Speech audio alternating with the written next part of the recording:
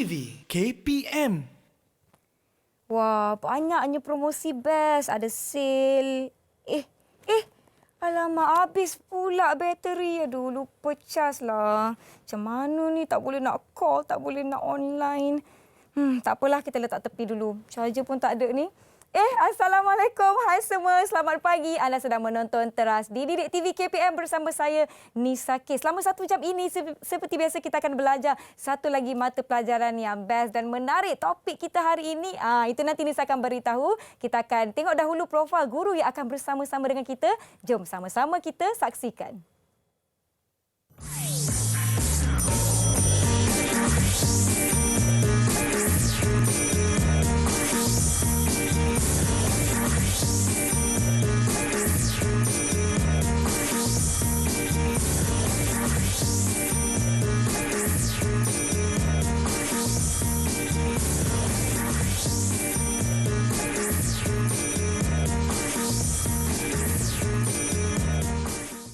Baiklah semua, jom kita sama-sama persilakan Ustazah Nurul Nadia dari SMKP Taman Petaling Jaya Selangor. Apa khabar Ustazah? Selamat pagi. Baik, Alhamdulillah. Nisa apa khabar? Alhamdulillah sihat. Selamat kembali ke Teras. Terima kasih Nisa. Okey, Rindu juga. Macam biasalah kita ada nak belajar subjek. Hari ini adalah pendidikan Islam dan tajuk kita adalah perkara yang membatalkan iman. Sebelum kita pergi kepada apa kita nak belajar hari ini, kita nak berkenalan dengan rakan-rakan yang akan turut bersama-sama dengan kita pada hari ini. Jadi jom kita persilakan kawan-kawan baru saya dari SMKP Taman Petaling.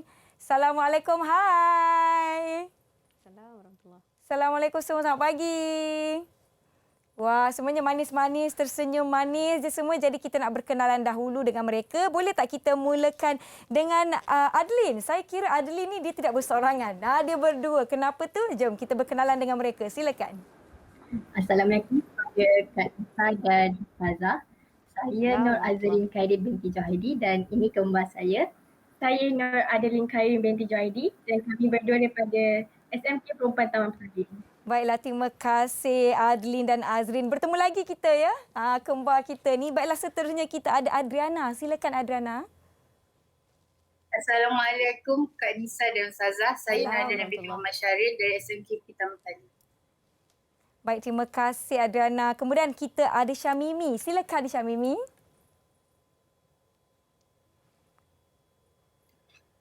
Assalamualaikum Kak Nisa dan Ustazah. Saya Syamimi Raimi daripada Sekolah SMKP Taman Petaling.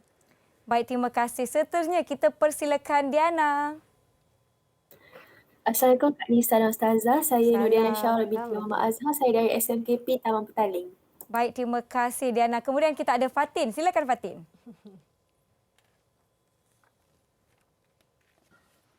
Assalamualaikum kepada Ustazah dan Kak Nisa. Saya Nur Fatin Syah binti Nur Hisham dari SMKP Taman Petaling.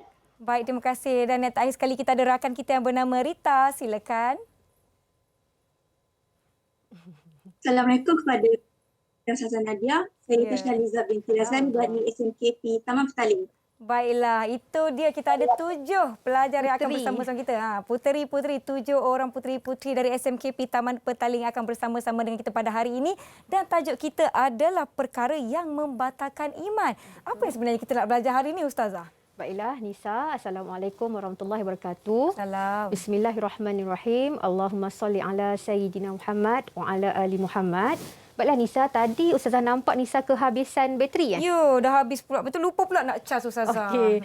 Jadi pada hari ini Ustazah nak kaitkan dengan kehabisan bateri Nisa tu dengan tajuk kita iaitu perkara-perkara yang membatalkan iman. Okay, bagi Ustazah untuk mendekatkan tajuk ini dengan para pelajar sekalian, Ustazah analogikan iman ini seperti bateri. Okay, kalau bateri kita ni tahap maksimum yang 100% tu, maksudnya kita ini di samping melakukan ibadah fardu, kita juga melakukan ibadah-ibadah sunat seperti solat sunat, membaca Al-Quran, sedekah dan juga selawat. Kemudian kita berpuasa sunat. Itu akan membuatkan iman kita berada di tahap yang maksimum. Disebabkan itu Nisa, para ulama salaf dahulu mereka berpendapat bahawasanya iman kita ni ada bertambah dan ada berkurang. Betul, bila tu berkurang Nisa? Berkurang maknanya kalau kita melakukan perkara, kalau kalau menambah iman, perkara yang menambah iman. Maknanya kalau iman kita kurang tu perkara yang mengurangkan lah. Ya betul, perkara-perkara seperti kita lalai lah sepanjang kita melakukan rutin harian kita mungkin tidak ada lalai, kita melakukan maksiat. Dan juga yang paling teruk yang kita takut adalah bila bateri kita ni ataupun iman kita berada pada tahap yang paling bawah. Nak charge pun tak boleh dah. Apabila kita melakukan perkara-perkara yang merosakkan iman. Merosakkan iman. Baiklah, ini perkara yang kita nak belajar pada hari ini, di mana Ustazah Nadia telah menganalogikan macam kita charge bateri lah ya. Betul. Kita charge sejam 2 jam dah penuh. Sama seperti dalam hidup kita, kita mestilah melakukan perkara untuk mengecas tahap keimanan kita. Betul tak Ustazah? Betul. Dengan baiklah, kita akan ibadat-ibadat teruskan yang baik. pembelajaran kita selepas ini. Kita berhenti seketika, jangan ke mana-mana, kembali ke Teras Didik TV KPM.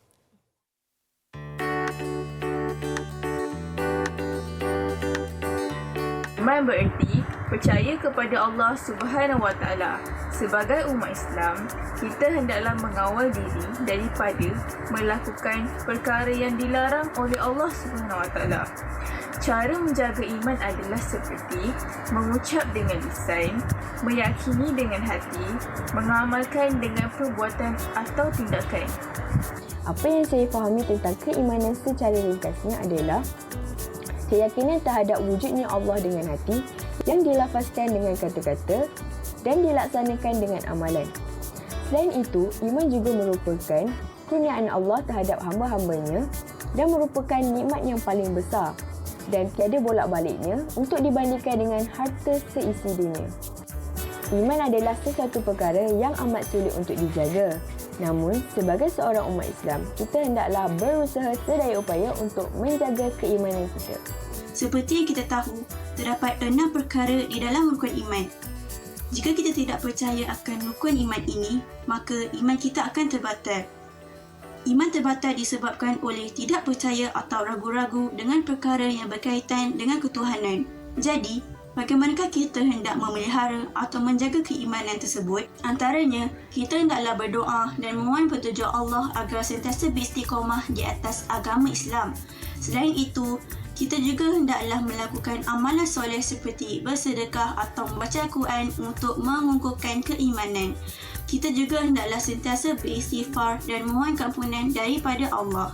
Oleh itu, umat Islam wajib memelihara iman mereka untuk mengelakkan diri daripada kekufuran.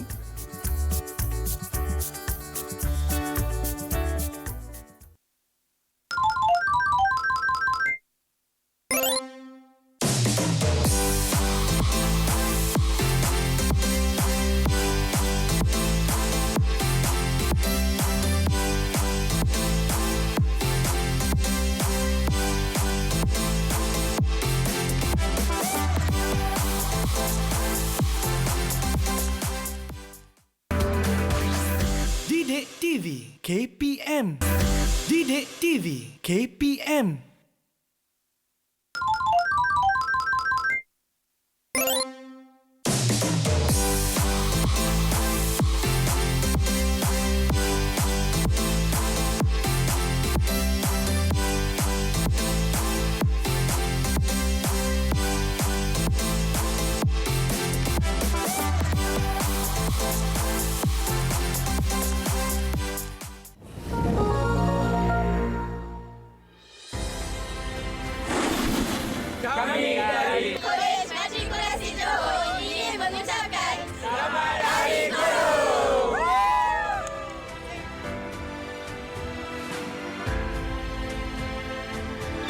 VIP lah. Ada bangkit. Terima kasih cikgu.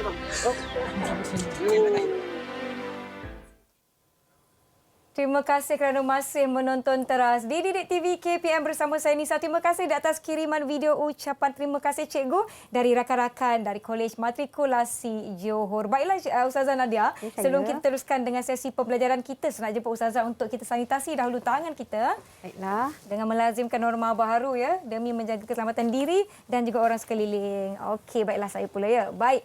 Hari ini topik kita adalah perkara yang membatalkan iman di bawah mata pelajaran pendidikan Islam bersama-sama dengan saya Ustazah Nadia dan rakan-rakan saya dari SMKP Taman Petaling Jaya. Jadi Ustazah, mari kita mulakan. Silakan Ustazah. Baiklah Nisa, pada hari ini kita akan mempelajari salah satu tajuk iaitu perkara yang membatalkan iman dalam bidang akidah. Sebelum kita memulakan pelajaran kita, murid-murid juga di rumah dan juga di dalam Google Meet boleh membuka buku teks muka surat 75 hingga 82. Okay, pada akhir sesi pembelajaran kita pada hari ini, diharapkan murid-murid dapat menjelaskan perkara yang membatalkan iman. Yang kedua, dapat menjelaskan kesan melakukan perkara yang membatalkan iman. Dan yang ketiga, dapat menerangkan cara menjauhi perkara yang membatalkan iman. Baik. Seterusnya Nisa dan juga anak-anak sekalian, sebagai seorang Muslim, nikmat iman dan juga Islam adalah nikmat yang paling besar yang kita perolehi selain daripada nikmat lainlah, nikmat kesihatan, nikmat harta dan sebagainya. Okay, sebagaimana firman Allah Subhanahu Wa Taala dalam surah Ali Imran ayat 102 yang berbunyi, A'udzubillahi minasyaitanirrajim.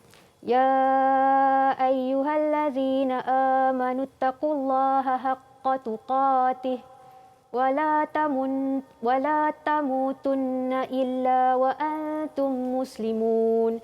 Yang bermaksud, wahai orang-orang yang beriman, bertakwalah kepada Allah dengan sebenar-benar takwa dan janganlah sesekali kamu mati melainkan dalam keadaan seorang Muslim.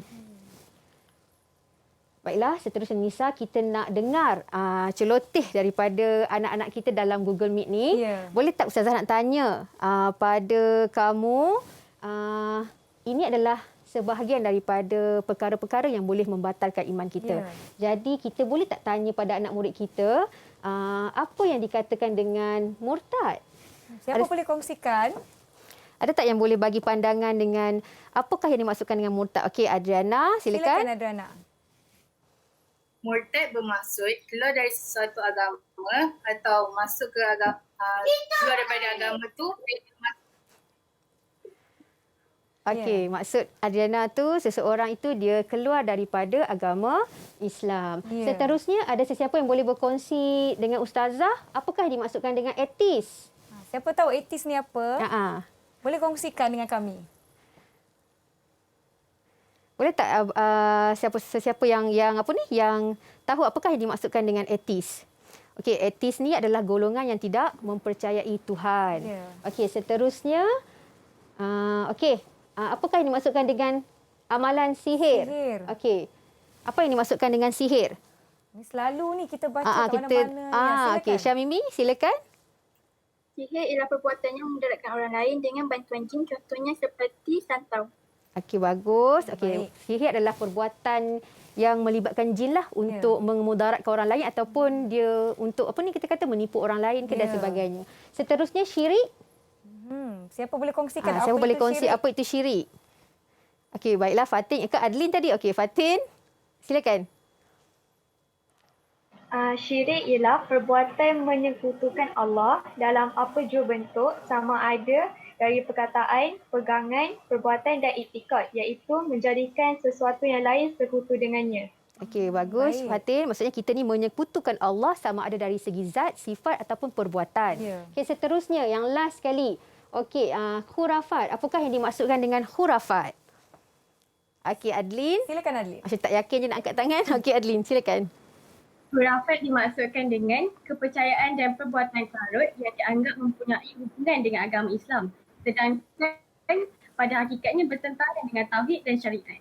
Bagus, Adlin. Kepercayaan karut yang kita anggap sebenarnya ada hubungan dengan agama Islam, tapi sebenarnya dia bertentangan dengan syariat Islam. Ini kita katakan dia tidaklah berlaku secara meluas dalam masyarakat kita. Cuma dia berlaku mungkin dalam segelintir masyarakat Islam di negara kita. Okay, seterusnya Nisa dan rakan-rakan sekalian, anak sekalian, boleh tak nak minta Nisa bantu Ustazah? Boleh. Nisa dah kenal kan rakan-rakan Nisa dalam kelas kan? Okey, Nisa pilih salah satu nombor ni. Okay, contohnya nombor 1 Nisa tagging je. Nombor 1 Nisa pilih Syaurah Diana sebagai nombor 1. Kemudian nombor 2 Nisa pilih tulis. Nanti di akhir kita akan ada sesi untuk menggunakan nombor ini. Baik, okey. Nak bagi diorang pilih ke ataupun Nisa yang pilih? Saya pilihkan boleh tak kawan-kawan? Boleh ya? Okey, redha ya? Okey, insya-Allah boleh. Okey, nombor 1 saya nak bagi pada Rita. Boleh? Okey, Rita, get ready nombor 1. Okey, Rita nombor 1. Nombor 2 saya nak bagi pada Adriana. Okey. Boleh. Boleh ya? Okey. Nombor 3 kita boleh bagi dekat Syamimi tak? Boleh. Okey, Syamimi nombor 3. Nombor 4 kita beri pada Diana lah, Diana. Okey. Boleh?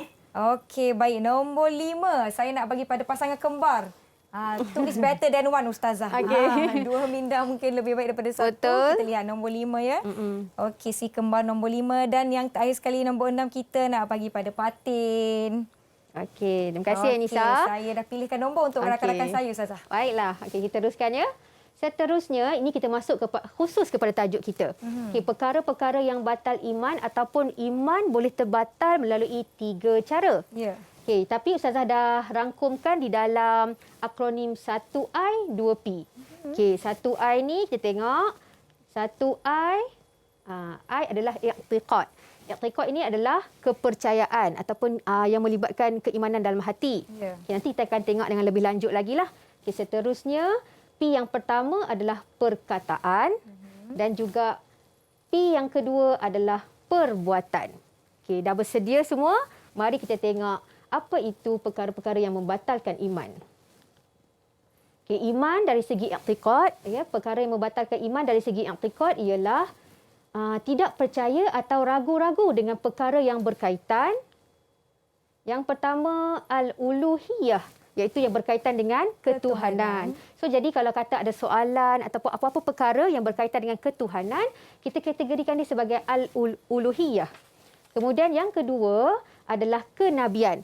Jadi perkara-perkara yang berkaitan dengan Nabi, kita kategorikan dia sebagai kenabian dalam bentuk, dalam kategori an-nubuwah. Dan yang ketiga adalah al-ghaibiyat, iaitu perkara-perkara gaib.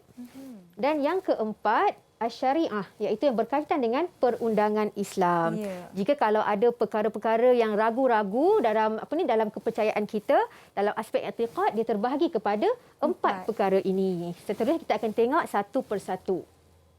Baiklah, al-uluhiyah ialah kita mengingkari kewujudan Allah Subhanahu Wa Taala sebagai pencipta. Okey, kenapa kita merasakan bahawasanya ada kuasa lain yang bersama-sama memerintah alam ini. Jadi itu boleh dikategorikan sebagai terbatalnya iman kita.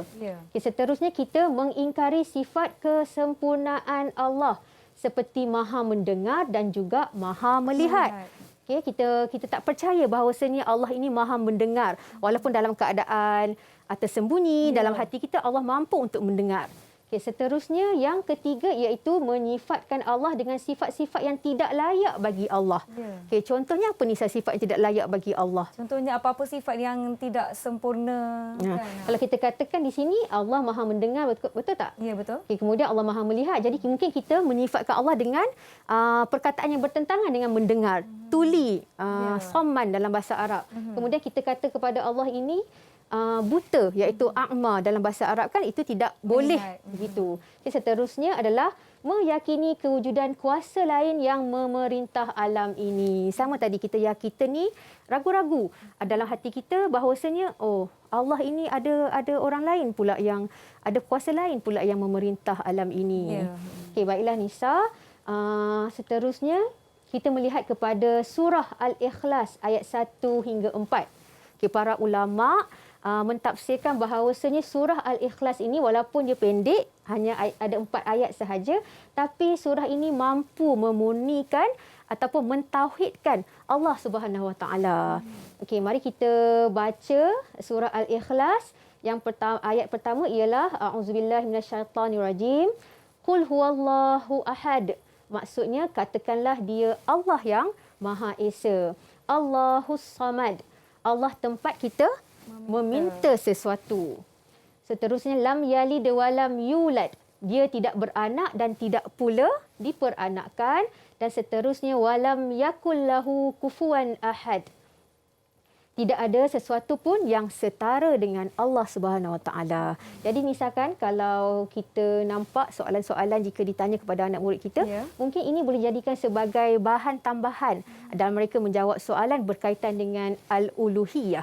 Ya, baiklah. Okey, seterusnya rasa sunyi pula kan tanpa suara-suara betul. putih-putih kat belakang ni. Okey, boleh tak? Kawan-kawan kita ni fokus sangat Ustazah. Oh, okey. Boleh tak bantu Ustazah untuk baca aspek yang kedua iaitu aspek kenabian, an-nubuwah.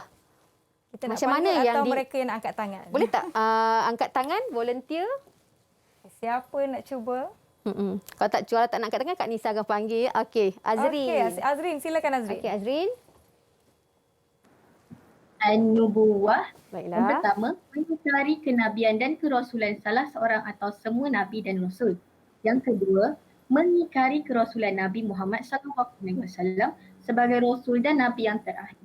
Baiklah, terima kasih Azrin. Di sini Nisa, kalau kita ini mengingkari salah satu nabi daripada 25 orang rasul, kita tak percaya. Kita stop dekat Nabi Musa sahaja ke, ataupun kita stop dekat Nabi Isa sahaja ke, ataupun kita ingkar ke semua rasul-rasul tersebut, itu boleh batal iman kita dalam aspek i'tiqad.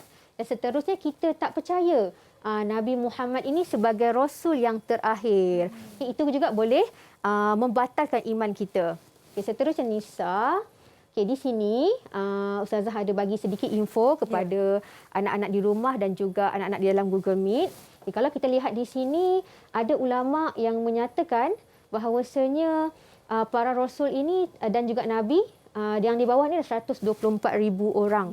Okay, dan seterusnya rasul dikatakan ada 313 orang, tetapi di sini ada perselisihan para ulama. Okay, yang paling pastinya kita tengok pada di sini.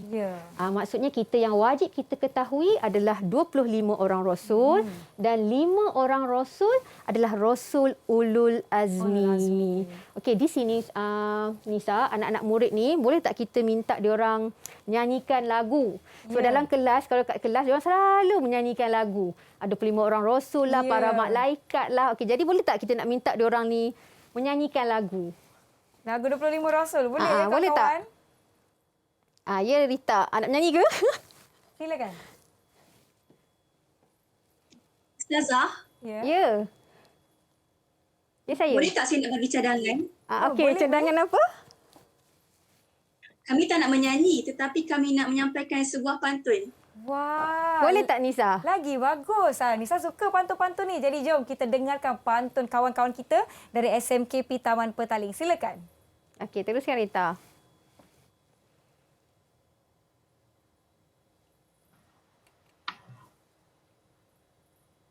Manusia pertama bernama Adam.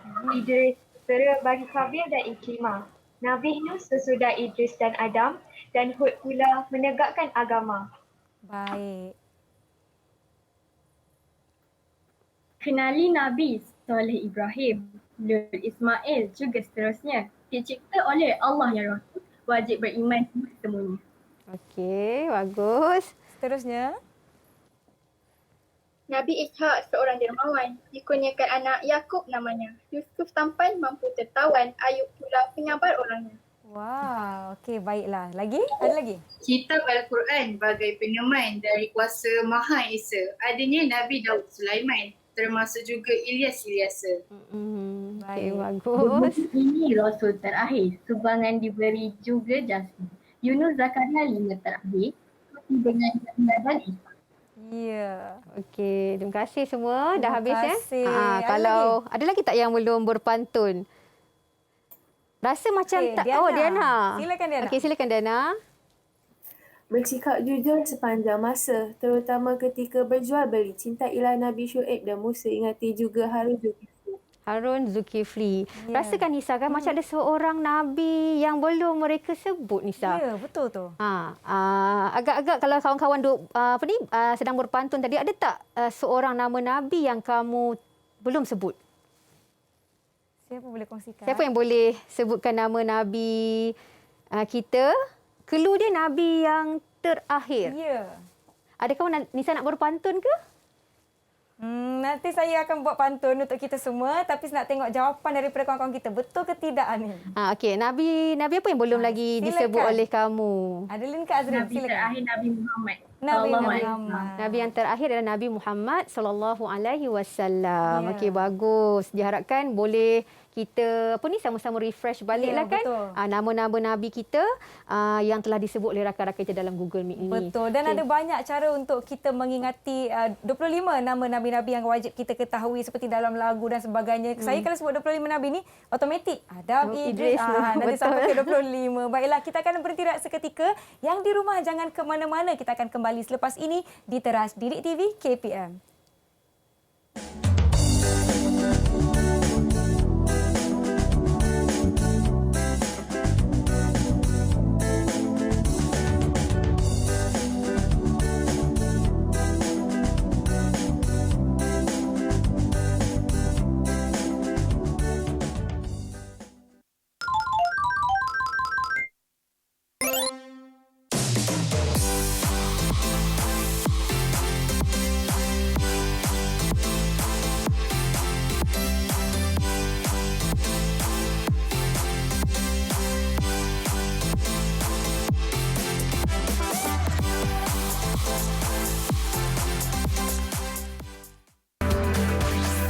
Didik TV KPM.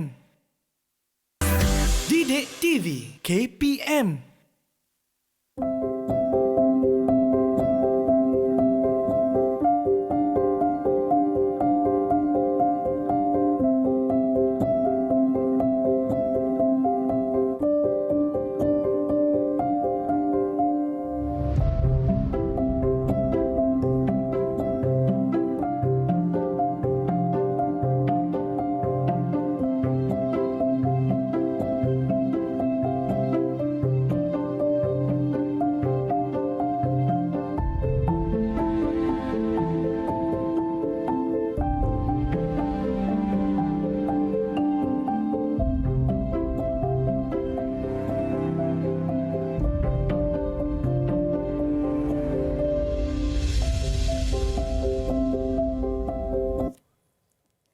Terima kasih kerana masih menonton Teras di Didik TV KPM. Masih bersama saya Nisa, Ustazah Nurul Nadia dan kawan-kawan saya dari SMKP Taman Petaling. Sebentar tadi video itu sebenarnya hasil daripada Syamimi ya? Syamimi, betul. Terima kasih Syamimi. Bagus, thumbs up, double thumbs up. Okey, baiklah Ustazah, jom kita teruskan. Okey, baiklah Nisa, kita masih lagi dalam aspek yang pertama iaitu batal iman menerusi i'tiqad. Saya kena laju sikitlah ya. Baik. Okey, aspek yang ketiga dalam i'tiqad ini adalah al-ghaibiyat. Al-ghaibiyat bermaksud kita tidak percaya, kita ingkar perkara-perkara gaib. Perkara-perkara gaib ini adalah perkara yang kita tak nampak melalui panca indera dan tidak dapat difikir pun dengan akal. Baik. Tapi kita mengetahuinya melalui Al-Quran dan As-Sunnah. Okay, apa contoh-contoh perkara gaib yang kita ingkar tu? Okey, contohnya kita mengingkari hari kiamat, atau peristiwa yang berlaku di mahsyar. Kita tak percaya. Ataupun kita tak percaya pada syurga dan neraka. Kita juga mungkin boleh ambil satu lagi contoh, kita ingkar, yang simple-simple kan, kita ingkar kewujudan malaikat dan juga jin. Okey, dalam aspek i'tiqad yang terakhir iaitu asy-syariah, iaitu kita tidak percaya ataupun kita ingkar tentang perundangan Islam. Okey, sebagai contohnya kita ingkar rukun iman dan juga rukun iman ataupun rukun Islam. Kita ingkar salah satu pun tak boleh, kita ingkar semua memang lagilah tak boleh kan. Seterusnya kita mengingkari hukum yang ditetapkan oleh Allah Subhanahu Wa Taala. Seperti kita Allah Subhanahu Wa Taala telah mengharamkan zina, mengharamkan liwat, mengharamkan musahqah, tapi kita menghalalkan dia pula. Itu pun tidak boleh. Kemudian kita beriktikad bahawasanya undang-undang syariah yang berteraskan Al-Quran dan As-Sunnah ini sudah lapuk, sudah tak boleh pakai pada zaman kini. Itu pun boleh terbatalnya iman kita menerusi aspek syariah. Baiklah, seterusnya kita lihat pula batal iman menerusi aspek perkataan. P yang pertama. Okey, perkataan. Yang ini percakapan yang mengandungi pengakuan kufur atau penafian akidah Islam, ataupun kita mempersendakan hukum hakam Islam. Ini akan batalnya iman kita dikategorikan dalam perkataan. Okay, sebagai contohnya di sini ialah yang pertama, pengakuan kita itu mengandungi mengandungi maksud-maksud ataupun ayat-ayat kufur. Okay, contohnya saya tidak lagi beragama Islam. Ataupun Al-Quran sudah tidak lagi sesuai diamalkan. Ataupun zaman sekarang ni Nisa, sebab kita ini menerusi perkembangan teknologi, mungkin ada seseorang itu dia memuat naikkan status dia. Menulis di menulis di laman sosial. Ya. Dia muat naik status, katanya aku tidak lagi beragama Islam. Itu pun membatalkan iman. Okay, seterusnya, penafian akidah Islam. Iaitu dia berkata sebagai contoh, saya tidak percaya adanya malaikat Raqib dan Atid. Kalau Nisa ingat lagi, malaikat Raqib dan Atid adalah malaikat yang yang diperintahkan oleh Allah yang mengawal kiri dan kanan manusia. Okey, seterusnya kita pula kata Rasulullah yang ini Nabi Muhammad SAW pun buat dosa. Sedangkan kita tahu Rasulullah ini adalah bersifat maksum. Bebas daripada melakukan dosa. Okay, seterusnya, mempersendakan hukum Islam. Dari aspek perkataan, kita mengatakan zaman sekarang ni tidak perlu lagi lah menutup aurat. Itu pun boleh membatalkan iman kita. Ataupun kita menghina laungan azan. Baiklah, seterusnya, P yang kedua adalah dalam aspek perbuatan. Okay, melakukan perbuatan atau amalan yang jelas menunjukkan kekufuran. Okay, apa perbuatan-perbuatan yang jelas menunjukkan kita ini kufur kepada Allah? Okay, seterusnya kita tengok. Yang pertama, kita sujud kepada berhala atau makhluk dengan sengaja. Kita sujud ini ada satu perbuatan yang khusus kepada Allah Subhanahu Wa Taala, tapi kita sujud kepada benda lain. Sengaja, dengan sengaja. Seterusnya, meletakkan peralatan agama lain dan memberikan penghormatan kepadanya. Okay, yang ketiga, kita melakukan upacara ibadat agama lain.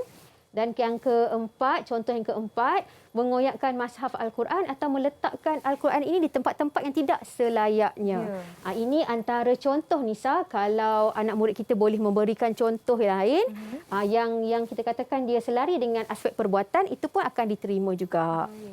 Okay, seterusnya, Nisa, ini adalah syarat-syarat terbatalnya iman. Okey, ada soalan tak nak tanya sebelum kita teruskan? Ada soalan tak? Okey, silakan Diana.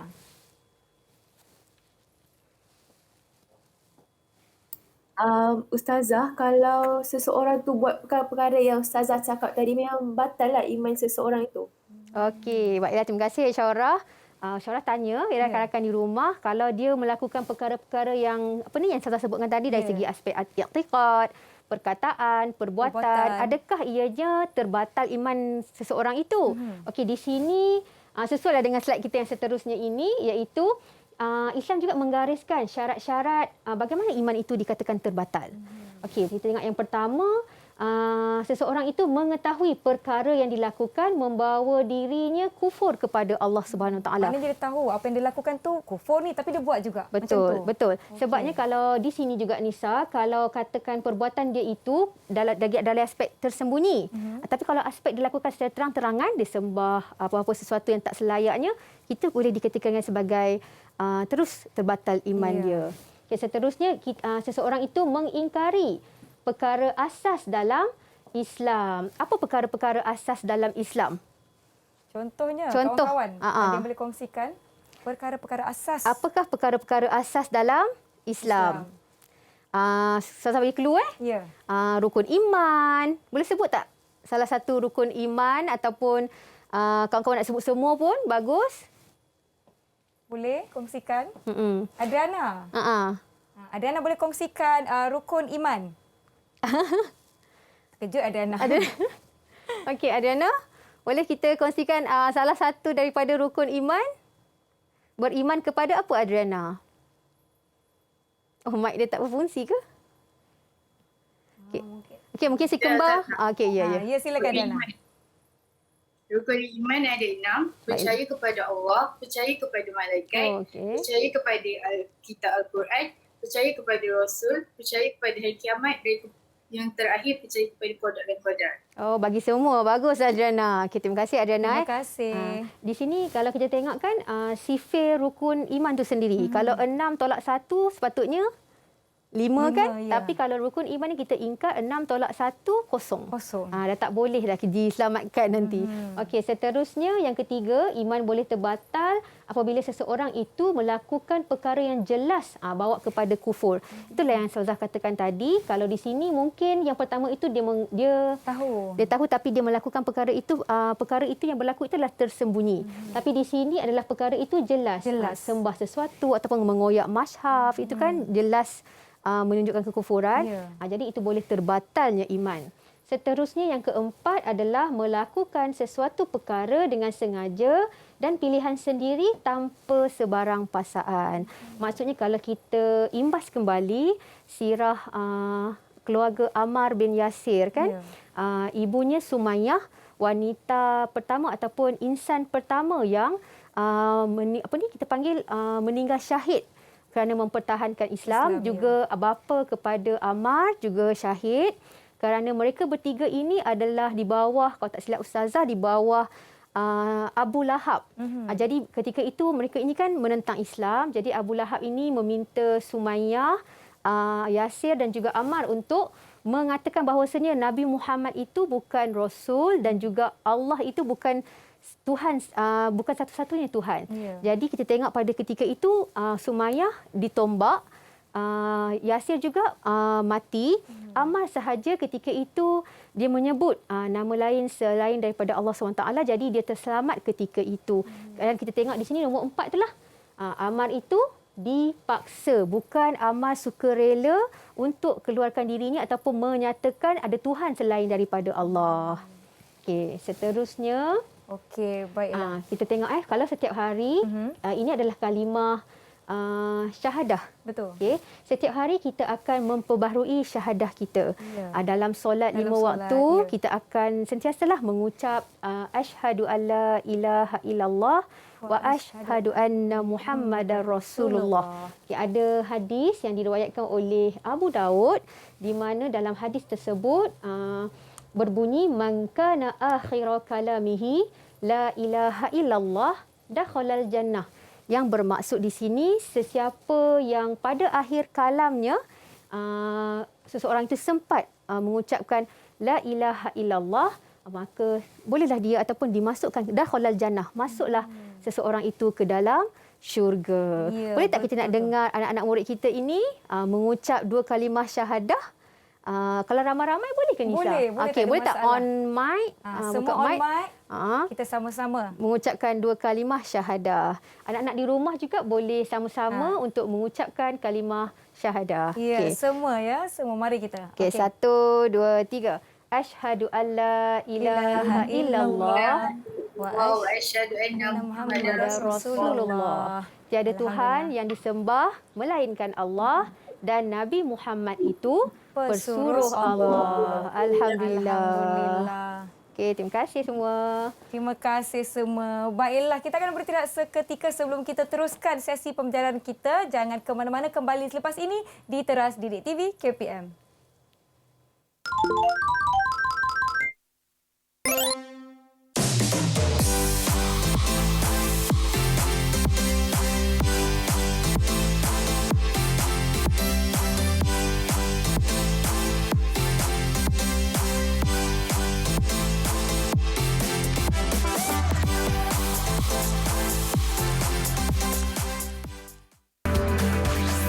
Didik TV KPM. Didik TV KPM.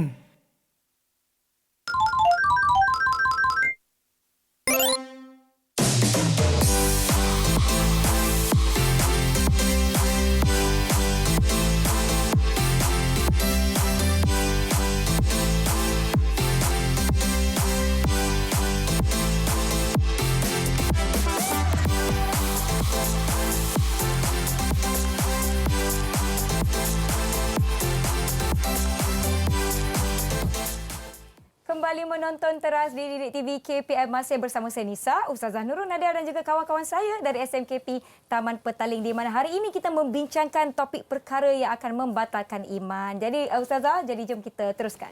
Baiklah Nisa, seterusnya setiap perkara yang kita lakukan sudah semestinya akan mempunyai kesan. Sama ada kesan itu berbentuk negatif atau positif. Tapi apabila kita melakukan kesan ataupun apabila kita melakukan perkara yang membatalkan iman, sudah tentulah kesannya akan negatif. Okay, mari kita tengok kesan yang pertama. Rosak segala amal soleh dan ibadah yang dilakukan. Jika selama ini kita melakukan ibadah, kita melakukan amal soleh, jika kita maksudnya kalau kita melakukan perkara-perkara yang membatalkan iman ini, akan rosaklah segala amal soleh dan ibadah kita. Jadi sia-sialah ya Ustazah. Sebab kita hari-hari perlu berdoa dan memperbaharui syahadah kita supaya kita ini sentiasa iman kita berada di tahap yang maksimum. Seperti bateri Nisa tadi tu. Okey, seterusnya dosa tidak diampunkan oleh Allah. Sebab kita tahu kan dosa sebesar-besar dosa adalah mensyirikkan Allah. Jadi kalau kita melakukan perkara yang membatalkan iman, maksudnya kita telah menduakan Allah. Jadi dosa kita tu tidak diampunkan oleh Allah. Seterusnya diharam memasuki syurga Allah. Kita tengok tadi pada hadis yang Ustazah baca, jika orang tu sempat mengucapkan kalimah syahadah pada akhir hidupnya, dakhalal jannah, masuk syurga. Tapi kalau kita melakukan perkara-perkara yang membatalkan iman, nanti kita diharamkan untuk memasuki syurga Allah Subhanahu Wa Taala. Dan seterusnya, jika kita seorang Muslim, kita telah melakukan perkara-perkara yang membatalkan iman, kita akan hilang hak terhadap harta pusaka. Sebab orang yang telah murtad lah kan, dia tidak dapat mewarisi harta pusaka daripada kaum keluarganya yang Islam. Baiklah, seterusnya ini Nisa. Tadi Nisa dah berikan nombor kepada rakan-rakan Nisa di belakang, betul tak? Okey. Jadi kita tengok nombor siapa yang kena dan mereka perlulah memberikan cara menjauhi perkara yang membatalkan iman dalam aspek yang telah disenaraikan oleh Ustazah. Mari kita tengok siapa yang kena. Dah bersedia ke? Dah bersedia semua dengan nombor-nombor Nisa beri tadi? Okey, baiklah. Kita tengok Nombor 1 adalah aspek ilmu. Nombor 1 tadi Nisa bagi pada Rita Shaliza. Silakan. Bagaimana dapat menjauhi perkara-perkara yang membatalkan iman dalam aspek ilmu, Rita? Kita naklah mendalami ilmu akidah supaya dapat mendalami batas-batas iman dan kufur. Baiklah, kita perlulah mendalami ilmu agama. Okey, teruskan Nisa. Yang kedua adalah aspek kaji. Yang kedua tadi saya bagi pada Adriana. Silakan Adriana. Dari aspek kaji, saya berpendapat saya hendaklah melakukan sesuatu perkara melandaskan Al-Quran dan Sunnah agar amanah saya diterima oleh Allah SWT. Maksudnya Adriana ni dia mengkaji lah. Bila dapat suatu ilmu itu, dia kaji. Adakah ianya melandaskan Al-Quran dan As-Sunnah? Bagus. Baik, terima kasih. Adriana. Yang ketiga, daripada aspek taubat, kawan kita bernama Syamimi. Silakan Syamimi. Dari aspek taubat, kita hendaklah sentiasa memohon keampunan daripada Allah SWT atas dosa dan kesalahan yang dilakukan. Baiklah, setiap hari kita solatkan Nisa. Betul. Jadi kita berpeluang untuk memohon taubat kepada Allah SWT. Setiap kali kita solat. Yang keempat adalah aspek doa. Tadi saya beri nombor 4 pada Diana Syaurah. Silakan Diana Syaurah. Dari aspek doa, berdoa dan memohon petunjuk pada Allah agar sentiasa istiqamah dalam agama Islam. Baiklah, kita berdoa kepada Allah agar kita ni ditetapkan keimanan kita. Baik, yang nombor 5 tadi saya berikan kepada kembar kita Adeline dan Azrin. Silakan. Dari segi sahabat, kita semua hendaklah mencari berkawan dengan orang yang soleh agar kita semua dapat membimbing diri kita ke arah yang lebih baik. Adeline dan Azrin. Adeline yang mewakili kembar. Kedua-duanya. Baik, terima kasih. Yang keenam kita beri pada Fatid Insyirah dari aspek amal. Silakan. Dari aspek amal pula, kita hendaklah melakukan amal soleh yang boleh mengukuhkan keimanan dan keyakinan supaya kita mendapat kejayaan di dunia maupun di akhirat.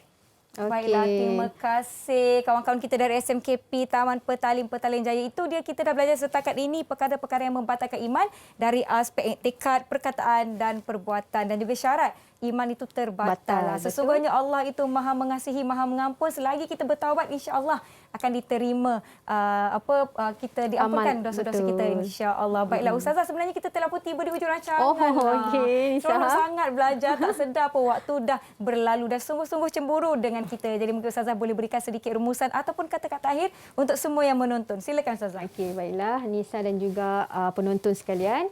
Kalau kita lihat di dalam slide ini, kata-kata yang saya ambil daripada Syekh Al-Yaqubi, iaitu iman itu seperti pohon. Jika tidak disirami dengan amal soleh, amal kebaikan, sedikit demi sedikit ianya akan layu dan mati. Dan Ustazah juga ingin berkongsi kata-kata daripada Imam Hasan Al-Basri, di mana iman ini bukanlah sebagai perhiasan ataupun cita-cita, tetapi iman itu apalah yang teguh dalam hati kita dan kita benarkan dengan amal perbuatan kita. Jadi adalah satu rangkuman hati, perkataan lisan kita ini dan juga perbuatan kita. Betul tu Ustazah. Dan kita pun sentiasalah mengingati diri sendiri, mengingati orang sekeliling kita agar sentiasa melakukan perkara-perkara yang menambah dan mengukuhkan keimanan kita. Maklumlah kita manusia tidak lari daripada membuat kesilapan. Sentiasalah memohon ampun, memohon taubat kepada Allah Subhanahu Wa Taala setiap kali kita bersolat dan berdoa supaya iman kita sentiasa ditetapkan pada agamanya, pada Allah Subhanahu Wa Taala, insya-Allah. Terima kasih saya ucapkan kepada Ustazah Nadia dan kawan-kawan saya dari SMKP Taman Petalin. Terima kasih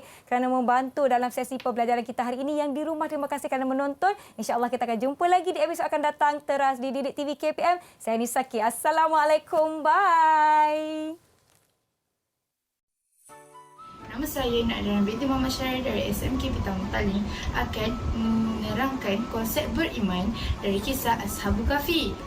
Tahu tak kawan-kawan, Ashabul Kahfi mengisahkan 7 orang pemuda dan seekor anjing telah melarikan diri ke dalam gua dan telah ditidurkan oleh Allah SWT selama 309 tahun. Kawan-kawan nak tahu tak kisah keimanan Ashabul Kahfi ni ada di dalam Al-Quran, surah Al-Kahfi ayat 10 hingga ayat 26. Cerita 7 pemuda ini bermula apabila kepercayaan dan keyakinan mereka kepada Allah SWT terus bertahan sehingga kemudiannya sampai ke pengetahuan raja mereka, iaitu Raja Diagnos, raja yang zalim pada ketika itu. Mereka dengan penuh berani dan bersemangat patah berhujang mempertahankan iman dan mengakui bahawa hanya ada satu Tuhan yang layak disembah, iaitu Allah SWT.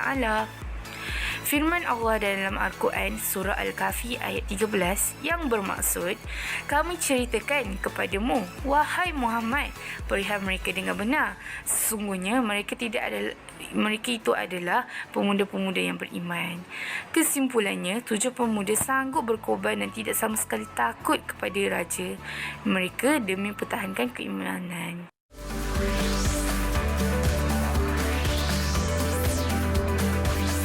Didik TV KPM